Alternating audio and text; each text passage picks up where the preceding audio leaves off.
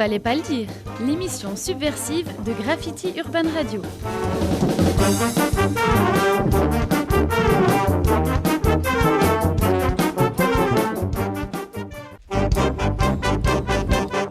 L'actu revue et corrigée quand Sébastien s'amuse de notre société.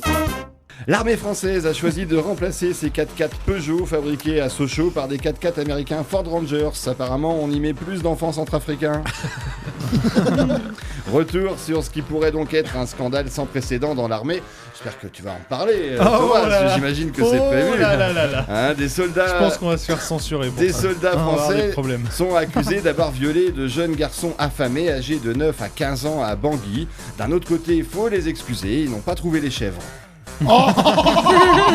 Le ministre de la Défense Jean-Yves Le Drian a vivement réagi à ces accusations de viol d'enfants par des soldats français en déclarant « Si quelqu'un a sali le drapeau, il faut qu'il le dise dès à présent. » C'est vrai. Bah oui, quand je me suis essuyé. Maintenant on sait au moins avec quoi ils sont essuyés la bite. Non, il a dit ça. Oui, il a dit ça. Bah, pas pour la bite, hein. Mais je me doute, mais on sort pas des trucs comme ça, mais merde. Ouais, il l'a dit.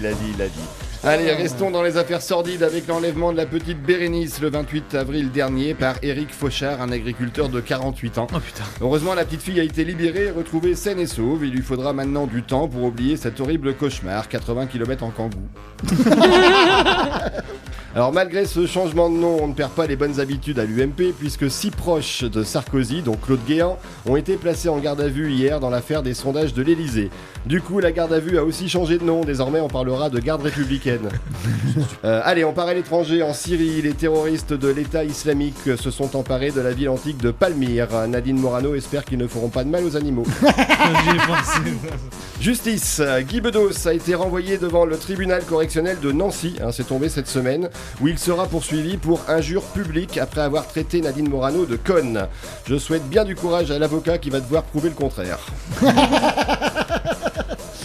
Passons d'une horreur à l'autre avec la suite de l'affaire des supposés viols d'enfants par des militaires français en Centrafrique, le pays donc la Centrafrique qui a décidé de porter plainte. Alors de son côté, le Vatican aurait déjà indiqué qu'en cas de condamnation et d'extradition, les militaires français seraient les bienvenus à Rome au vu de leurs compétences. Tous les podcasts de Fallait pas le dire sont sur www.urban-radio.com.